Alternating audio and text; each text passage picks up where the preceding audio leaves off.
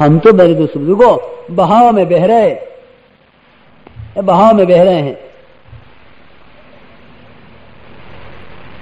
ایک کام ہے, ایک مقصد ہے, اور اس کے ذریعے سے اپنے اندر تبدیلی لانا ہے.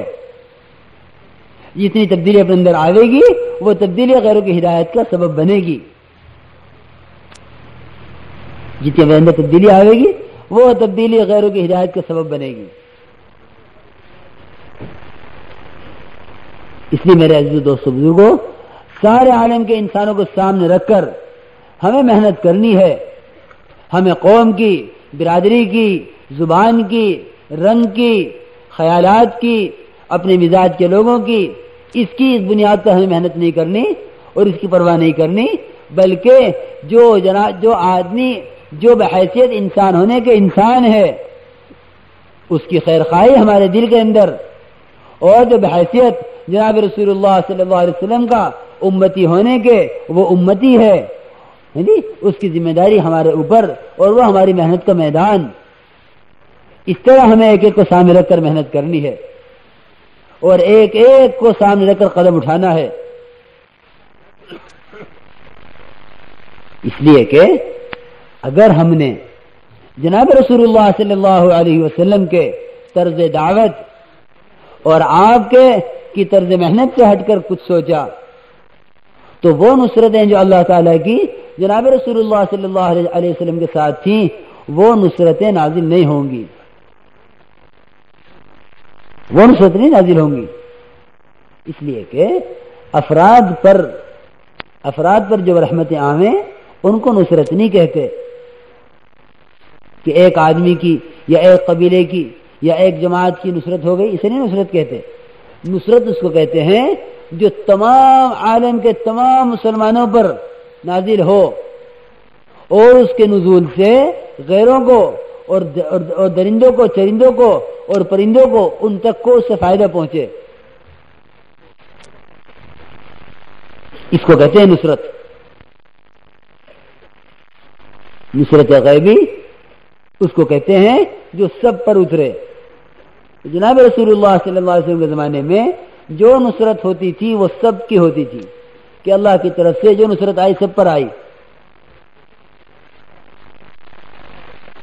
یہ نہیں کہ ان کی نصرت ہوئی ان کی نہیں ہوئی, کہ نصرت ہوتی تھی سب کی ہوتی تھی کہ جناب رسول اللہ صلی اللہ علیہ وسلم کے ذریعے سے جو نصرتیں آتی تھی سب پر آتی تھی. اس لیے کہ سب کام میں لگے ہوئے تھے, 100% انصار و مہاجر. اس لیے اجتماعی نصرت آئے گی جب اجتماعی فکر ہوگا. اجتماعی نصرت آئے گی جب اجتماعی فکر ہوگا. اور اجتماعی فکر کب ہوگا میرے عزیز دوستو بزرگوں؟ اجتماعی فکر پیدا ہوتا ہے ایثار سے. ہم میں کام تو ہے, آیا کام کرنے والوں کی صفات اور مزاج نبوتی ہم میں آ رہا ہے یا نہیں آ رہا؟ میرے دوست بزرگوں, یہ گشت ہے, تعلیم ہے, مشورہ ہے, اور یہ چلے 4 مہینے کی نقل و حرکت ہے, اور سال 1.5 سال 2 سال کا 3 سال کا نکلنا ہے. یہ ساری کی ساری بے شک محنت ہے, یہ طریقہ دعوت ہے. لیکن مزاج دعوت کیا ہے؟ مزاج دعوت وہ ایثار ہیں, وہ قربانیاں ہیں, وہ ایک دوسرے کا اکرام ہے, وہ ایک دوسرے کو آگے بڑھانا ہے, وہ ایک دوسرے کو اپنی ذات پر ترجیح دینا ہے, وہ ایک دوسرے کے کام آنا ہے, وہ ایک دوسرے کے سامنے تواضع اختیار کرنا ہے. یہ مزاج نبوت ہے. تو مزاج دعوت مزاج نبوت کے ساتھ مؤثر ہوگا. مزاج دعوت مزاج نبوت کے ساتھ مؤثر ہوگا کہ بھئی یہ جو دعوت کا کام ہے, جب یہ اس کے ساتھ مزاج نبوت ہوگا کہ کار نبوت مزاج نبوت کو چاہتا ہے کہ زندگی کے ہر شعبے میں کام کرنے والے خصوصاً اور ہر مسلمان عموماً وہ جناب رسول اللہ صلی اللہ علیہ وسلم کی تعلیمات کا اور آپ کے طریقے کا 100% پابند ہو کر چلے. آپ کے طریقے کا 100% پابند ہو کر چلے. کیونکہ اس کو کہتے ہیں مزاج نبوت. تو مزاج نبوت مؤثر ہوگا کہ دوسرے جو کام کی طرف آویں گے وہ مزاج نبوت کو دیکھ کر آویں گے.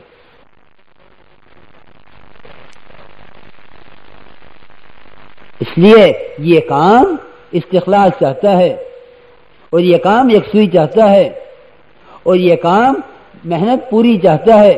یہ کام نہیں ہر کام کا اصول ہے کہ محنت پوری کرو. محنت پوری.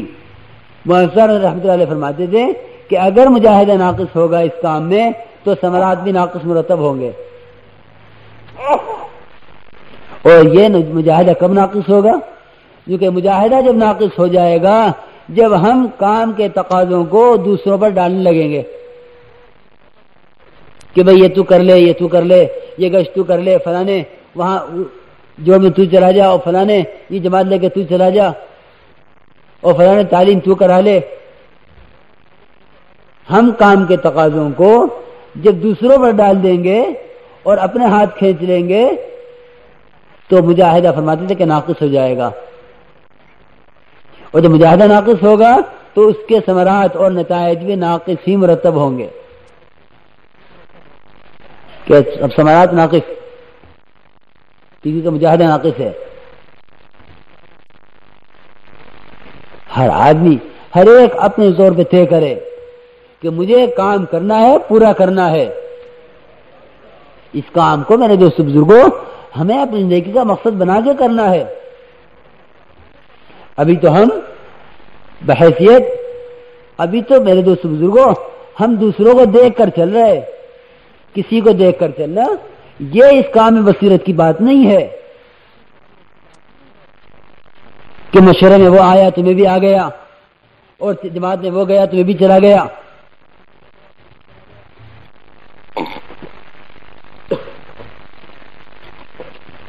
میرے عزیز دوست بزرگوں دعوت کے ہر تقاضے پر ہر آدمی اپنی ذمہ داری پر اس میں ہر اپنی ذمہ داری پر اس تقاضے کو پورا کرے. یہ تو ہوگا کہ ہاں یہ آدمی کام کے لیے کر رہا. اور جب ہر آدمی اپنی ذمہ داری سمجھ کر کرے گا تب کام پورا ہوا کرتا ہے. کسی نے یہ کہا مولانا یوسف رحمۃ اللہ علیہ سے کہ حضرت آپ جو بات فرما رہے وہ بات ہم کیسے کہیں؟ جو آپ کہہ رہے وہ ہم نہیں کہہ رہے اور جتنا آپ کر رہے اتنا ہم نہیں کر رہے. کیا وجہ ہے اس کی؟ مولانا یوسف رحمۃ اللہ نے فرمایا کہ بھئی بات یہ ہے کہ تم لوگ تو اس کام کو میرا سمجھ کے کرتے ہو اور میں اس کام کو اپنا سمجھ کے کرتا ہوں. تم اس کام کو کس کا سمجھ کر؟ میرا سمجھ کے کرتے ہو. کہ یوسف نے کہا مشورہ کر لو، یوسف نے کہا جماعت لے کے چلے جاؤ، یوسف نے کہا تعلیم کرا لو، یوسف نے کہا بیان کر لو، یوسف نے کہا گشت کر لو، یوسف نے کہا ملاقاتیں کر لو. کہ بھئی تم سارے کے سارے اس کام کو میرا کام سمجھ کے کرتے ہو اور میں اس کام کو اپنا کام سمجھ کے کرتا ہوں. جس دن تم اس کام کو اپنا کام سمجھ کے کرنے لگو گے اس دن اتنا کرنے لگو گے جتنا میں کر رہا ہوں اور وہ کہنے لگو گے جو میں کہہ رہا ہوں.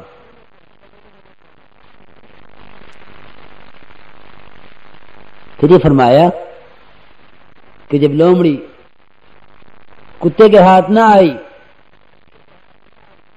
تو لومڑی سے یہ پوچھا کہ وہ تیرے سے بڑا، تیرے سے مضبوط، تیرے سے زیادہ تیز دوڑنے والا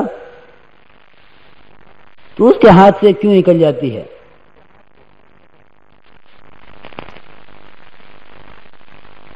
وہ تجھے کیوں نہیں پکڑ پاتا؟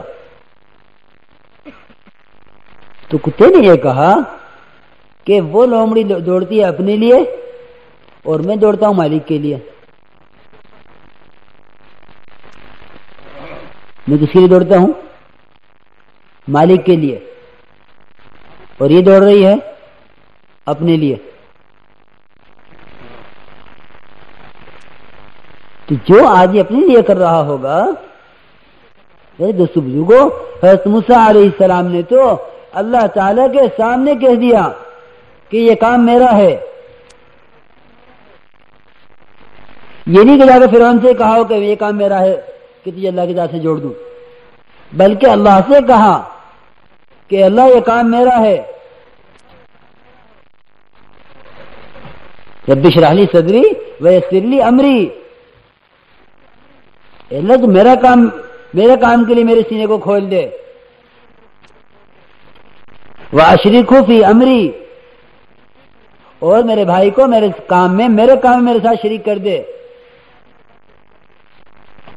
حضرت موسیٰ علیہ السلام تو اللہ تعالی سے کہہ رہے کہ یہ میرا کام ہے.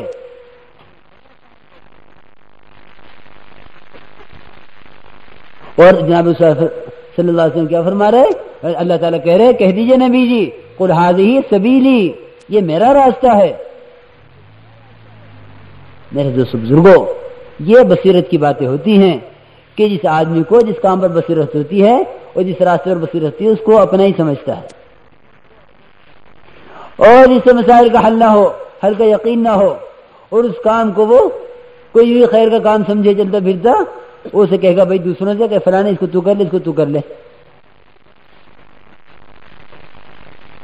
اس لیے ہم ایک تو یہ بات اچھی طرح جان لیں کہ بھئی یہ کام ہر فرد کے اپنے کرنے کا ہے. ہر ساتھی اس کام کو اپنا کام سمجھ کے کرے، اور میں اپنی ذات سے وہ تقاضے میرے اوپر آ رہے ہیں، میں جب ان تقاضوں کو پورا کروں گا تو پھر اللہ تعالی مجھے امت کی ہدایت کا ذریعہ بنائیں گے. اور اگر یہ تقاضے دوسروں پر ڈالے گا تو اس کا مجاہدہ ناقص ہو جائے گا. اس لیے میرے دوستو عزیزوں اور بزرگوں، جتنی محنت اللہ کا شکر ہو رہی ہے، یہ بات تو ظاہر ہے الحمدللہ کام ہو رہا ہے، لیکن جو بات چاہی جا رہی ہے، جو بات اصل چاہی جا رہی ہے، اس کے وجود میں لانے کے لیے اور اس کو عمل میں لانے کے لیے ہمیں اپنی قربانی کی سطح کو بلند کرنا ہوگا، اپنی قربانی کی سطح بڑھانی ہوگی. قربانی کی سطح بڑھانی ہوگی کہ قربانی کی سطح بڑھاتے بڑھاتے ہم اس پر آ جاویں. وہاں اس پر رحمۃ اللہ تو فرماتے تھے، کیا عرض کروں، یوں فرماتے تھے کہ سال کا چلہ، مہینے کے 3 دن، ہفتے کے 2 گشت، روزانہ کی مسجد کی گھر کی تعلیم، روزانہ کے کم سے کم 8 گھنٹے یا آدھا دن آدھی رات مسجد کے لیے، یہ تو ہر امتی میں اپنی ذات کے اندر تبدیلی لانے کے لیے ہے. یہ تو ہر امتی کے اپنی ذاتی زندگی میں تبدیلی لانے کے واسطے ہے، اور اپنی ذاتی زندگی میں دین باقی رہ جاوے. سال کا چلہ، مہینے کے 3 دن، ہفتے کے 2 گشت اور روزانہ کے کم سے کم 2.5 گھنٹے یا 8 گھنٹے، یہ تو صرف اپنی ذات میں تبدیلی لانے کے واسطے ہے. لیکن اگر یہی چاہیں کہ سارے عالم سے باتیں ختم ہو اور سارے عالم میں حق قائم ہو اور سارے عالم کے انسان کلمے پر اور نماز پر اور ذکر پر اور علم پر اور اخلاص پر اور اکرام پر اور سارے عالم کے انسان دین کی محنت کے لیے کھڑے ہو جاویں، اگر یہ چاہتے ہو کہ سارے عالم میں 100% تبدیلی آ جاوے، تو اس کے لیے یہ نصاب، اپنا ذاتی تبدیلی کا نصاب چھوڑ کر عالمی تبدیلی والا نصاب اختیار کرنا پڑے گا. یہ صاف لکھا ہوا ہے ہدایات کے اندر مولانا رحمۃ اللہ علیہ کی کہ اس کو چھوڑو اب، اور اب اپنی محنت کا رخ بدل کر اور اپنی قربانی کی سطح بلند کر کے اب اس پر آؤ کہ عالم میں تبدیلی آوے. اور میرے دوستو بزرگوں، جب تک عالمی تبدیلی والی محنت نہیں کریں گے اس وقت تک ہمارے اپنے اندر تبدیلی ہرگز نہیں آ سکتی. اس لیے کہ یہ تو اپنی ذات کو بدل رہا ہے، ماحول کو تو نہیں بدل رہا. افراد سے نہیں ماحول بدلا کرتا، ماحول تو مجموعے سے بدلتا ہے. ماحول کہاں سے بدلتا ہے؟ مجموعے سے بدلتا ہے. اور یہ کہیں مجموعہ اسی محنت سے بدلے گا اور مجموعہ اسی سطح کی محنت سے بدلے گا جس سطح کی محنت سے صحابہ کرام کے دور میں بدلا ہے. رجال صدقوا ما عاهدوا الله عليه